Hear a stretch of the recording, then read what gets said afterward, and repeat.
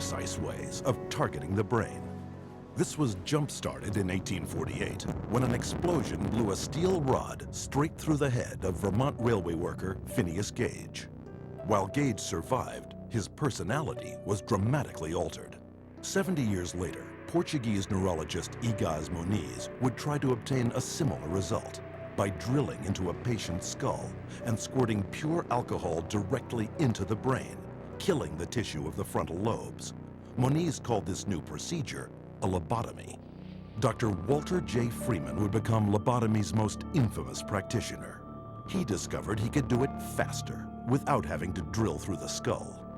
There was no anesthesia, and he would just lift up the eye and stick nothing more than an ice pick right into the brain, right under the orbital bone, and then just rake the thing back and forth until he was satisfied that he had caused enough disruption of brain tissue, and then pull it out. Freeman traveled the country in his Lobotomobile, hacking apart his patients' brains on stage, or sometimes right there in the vehicle. And he would pull up and offer lobotomies to people, get referrals from the local doctors, or sometimes people didn't even go through doctors. They'd go right to the Lobotomobile, and he would just do the brain-damaging procedure right there. By the time his surgical privileges were revoked after his last patient died on the operating table, Freeman had performed or supervised over 3,500 lobotomies, more than 25% of which, by his own admission, left his patients in a vegetative state.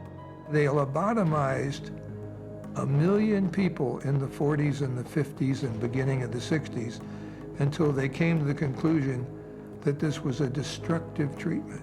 But though the stories of miraculous cures were soon exposed as brain-damaging frauds, psychiatrists kept one step ahead, inventing new forms of psychosurgery, passed off as medical advances. I completely shuddered from head to toe. And that's what I heard in my head when he drilled something in my brain. Northwest, actually, of the centre hole. I'm sorry I had to do that. Yeah, why did you have to do that? I went, oh, funny, and Did my you? head all shook inside. Oh dear. Oh, my head shook inside. Yes, all right. Everything shook, the eyes, everything, the teeth. Oh, that's well, well, That was grievous bodily harm done to my brain. And nobody has the right anyway to play God with somebody's brain. The whole operation took about 8.5 hours, and they kept me awake for every second of it, and I remember every second of it. And I still remember it to this day because I have this operation every day of my life. Whether I like it or not, I have it. Psychiatrists still tout the benefits of psychosurgery, a treatment that earns them $53 million annually. But in the wake of lobotomy's tarnished reputation, psychiatrists were quick to push electroshock back into the spotlight. Renaming it electroconvulsive therapy, they now give patients anesthetics to squash their screams and paralyzing agents to avoid watching the writhing of agony. The main misconception that people have about ECT is that it's new and improved. The new and improved refers strictly to these cosmetic improvements because, in fact, they make it easier on the witnesses. The person isn't shaking all over the table. They're paralyzed now. It isn't new, it isn't improved, it is worse. Every 10 years or so, there tends to be, first of all, a denial that it causes any harm. Secondly, an acknowledgement that it might have caused harm, but here's a whole new approach, and now this one is blameless, without any research to back it up. The ECT machine can produce anywhere from 50 to 400 volts. It's the kind of energy that we use for industrial machinery that might be in a steel mill or a printing press, some large piece of machinery. It's an extraordinary amount of energy, and it causes a great deal of damage. And while stories of prisoners physically mistreated with electroshock are well publicized, the amount of electricity doled out by psychiatrists for ECT is up to 33 times greater. And that damage is most often targeted at the most vulnerable. 2/3 of those who receive electroshock are women. given such diagnoses as premenstrual syndrome, menopausal disorder, or postpartum depression. Half of electroshock patients are elderly. Once they become eligible for government health care at age 65, 360% more American seniors receive ECT than at age 64. And what does this all add up to? 100,000 dead, and countless others so brain damaged they have no hope of ever recovering a normal life. For a total of $12 worth of electricity, psychiatrists in the United States alone rake in $5 billion. But the next miracle cure psychiatrists added to their arsenal made them more money than ever before. For it was faster, cheaper, and could turn every man, woman, and child into a patient for life.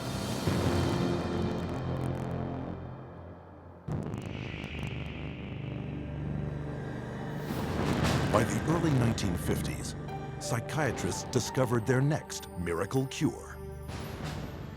A chemical originally designed to kill parasites in pigs, their new discovery hindered brain function in much the same way as shoving an ice pick into the eye socket.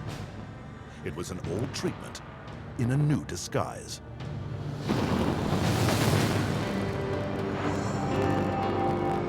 With the advent of these new tranquilizing drugs, it seems not too much to say that we're on the verge of an entirely new era in the treatment of mental illness. Dubbing it a chemical lobotomy, Canadian psychiatrist Heinz Lehmann described Thorazine as a simple, easy-to-take pill with the same effects as psychosurgery, but without the mess. Thorazine provided psychiatry with the entry into mainstream medicine. It had its magic bullet. If I'm a psychiatrist and I have to spend an hour talking to someone in psychotherapy, there's only so much I can charge for that hour. But if I can come in, give you a pill, and send you back out in 15 minutes or 10 minutes, that's a much more efficient use of my time monetarily. What psychiatrists didn't tell the public was that Thorazine caused a crippling neurological condition known as tardive dyskinesia. And that's a neurological syndrome where you have muscle twitches, abnormal jerks, which are uncontrolled, and they either last for a long time or sometimes they're permanent. So that's very clear, very well recognized long-term or permanent brain damage from these medications. Mr. Blount has virtually no signs of his original illness now. The signs that the movements of his mouth are completely side effects of the drugs that he was on for 20 years. Mr. Blount is quite rational. He understands what's going on. And if you're patient, he can carry on a very rational conversation with you. Even when you remove the drug, it may still remain. It means you have caused a permanent disabling of the brain. In the late 50s, you get the first signs of it, people starting to worry about it. But it's not until the late 70s that psychiatrists start warning their patients about it, 20 years. Thorazine's manufacturer, SmithKline French, had good reason to keep a lid on the bad news. In the first year alone, SKF saw a more than 500% return on their original investment. With the public and the press kept in the dark about the severe and disabling side effects, prominent doctors and psychiatrists met in Puerto Rico to lay the groundwork for the expansion of psychiatric drugs far into the future. Psychiatrist Dr. Nathan Klein wrote this in the conference's final report. The present breadth of drug use may be almost trivial when we compare it to the possible number of chemical substances that will be available for the control of selective aspects of man's life in the year 2000. Dr. Klein spearheaded a movement flooding new psychiatric wonder drugs onto the global marketplace, backed by a massive publicity machine, spending hundreds of millions of dollars. Psychiatry was now an industry of drug pushers. By 1970, the American Psychiatric Association was so dependent on drug company money that 30% of its annual budget came from pharmaceutical advertisements in its official journals. So we had money flowing to trade organizations, we had money flowing to the doctors, and to their journals. Well, we all know that that is going to influence how they think. The majority of National Institute of Mental Health and National Institute of Health scientists are getting more money from drug companies on the side than they're tax-based salary. With so much money to be made, all psychiatrists needed was a scientific theory to justify it. Their solution? An official report declaring that all mental problems derived from a so-called chemical imbalance in the brain, requiring drugs to correct. This chemical imbalance is one of the greatest fallacies ever foisted upon patients and the public. There is no chemical test to show an imbalance related to any psychiatric disease, whether it's depression, anxiety, what have you. The chemical imbalance is for the benefit of the psychiatrist. It has to be there so that psychiatrists can treat it. But fraudulent chemical imbalance theories could not hide the mounting evidence of common and terrifying side effects, such as akathisia. Akathisia is like an extreme inner nervous agitation. People describe it as wanting to crawl out of their own skins. And this happens with great frequency, and it is absolutely, totally well understood to be associated with suicide and violence and homicide.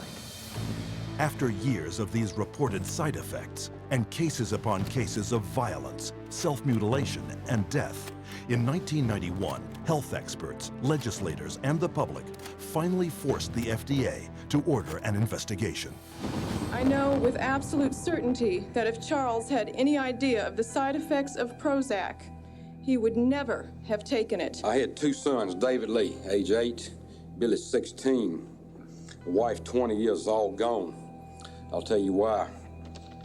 After being on Prozac for 21 days, my wife shot and killed both of these two boys right here. She turned the gun to herself and shot herself twice. I took the 9mm automatic, sat down on the bed, and put the gun to my head. And I blew a 4-inch hole out the back of my arm instead of my head. Thank God I was a lousy shot. Had someone looked further into Prozac, steps could have been taken to avoid it. What was supposed to be an unbiased hearing was a panel of psychiatrists, the vast majority with personal financial ties to pharmaceutical companies. They basically couldn't find an expert, a doctor, a psychiatrist, at a leading medical school who basically in some way or another didn't have a consulting agreement, hadn't taken money from the pharmaceutical companies.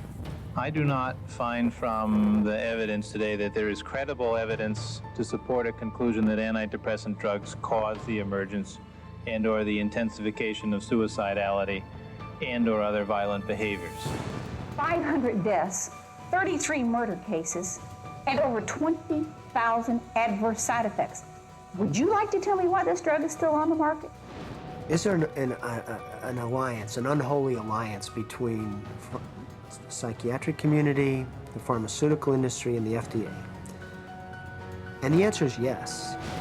This unholy alliance became all too apparent in 1997, when pharmaceutical companies persuaded the FDA to allow them to advertise directly to the public, with psychiatrists providing medical endorsement.